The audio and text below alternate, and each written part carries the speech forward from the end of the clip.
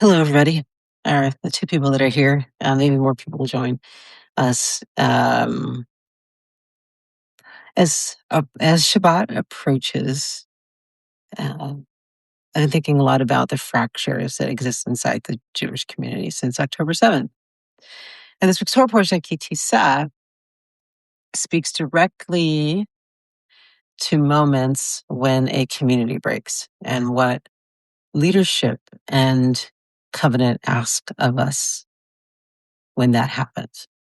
All right, so we're thinking a lot about the fractures that exist in the Jewish community since October 7th. So October 7th, 2023, I think changed something in our community. Now, many of these fractures were already there, but it did change something. It opened the fractures inside Jewish communities between people who had been friends, between parents and their children, parents and their adult children, who no longer know how to talk to each other. We have raised a generation of Jews on the teaching that every human being is created in the image of the divine. Every human being is created B'Tselem Elohim in the image of God. They were taught to love their neighbor, to love their neighbor as they love themselves. They took these teachings seriously. And then they were told that applying those values to Palestinians or to anyone outside the Jewish community made them bad Jews. That their universal values were a betrayal of Judaism. The universal values that we taught this generation. In my opinion, that's a failure of leadership, and it has cost us because the particular and the universal are not opposites in our tradition.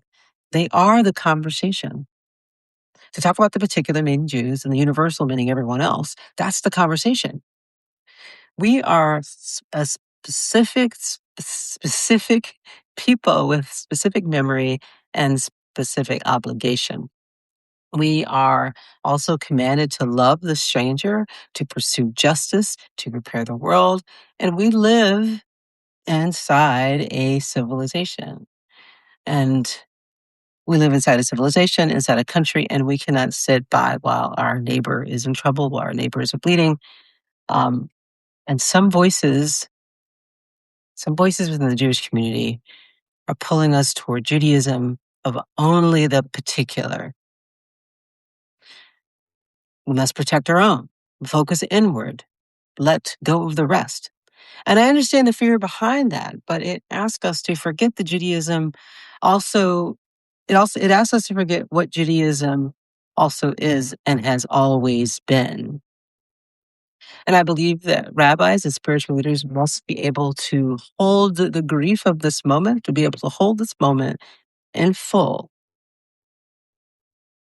and must also be able to care about Israelis and Palestinians at the same time. So care about the Jewish people, care about Israelis and Palestinians at the same time. My theology tells me that one people's pain does not cancel out another people's pain.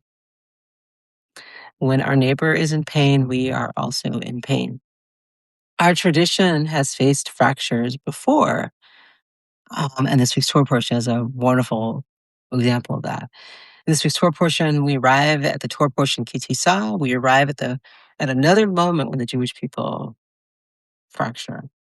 While Moses is up on Mount Sinai, as young folks say, while Moses is moseying on the mountain, the people grow afraid of uncertainty, of being leaderless. Fear drives them to build a golden calf. When Moses comes down the mountain, he shatters the tablets, the very symbol of our covenant. And this Torah portion teaches something deeper about what it means to be a leader. Teaches us something deeper about leadership. A leader does not avoid fracture. So Moses came down the mountain. He saw what his people was doing. Yes, he got angry. He dropped the tablets, or threw the tablets, however you want to interpret that. But Moses doesn't abandon the people. He doesn't leave the people. He goes back up that mountain and he intercedes, he pleads on the behalf of the people, and he returns with a second set of tablets. He had every reason to walk away, but he stayed. Our tradition teaches that both the broken tablets and the second set were carried together inside the Ark of the Covenant. The shattered pieces were also sacred. So you have the full set of tablets, the full set of tablets and the broken tablets, both in the Ark of the Covenant. But the shattered pieces were kept sacred alongside the whole. Repair and rupture travel together. You cannot have the second set of tablets without the first ones breaking. That has always been part of our tradition. We do not discard the broken. We do not discard the broken. We carry it with us alongside the possibility of repair. And that is the work of this moment that we're in. That is the work of this. That is the work in front of us right now in this moment. So as we enter Shabbat, may we find courage to hold the broken pieces and still believe that covenant is possible. So wherever you are in the world, Shabbat Shalom, my friends. Till next time.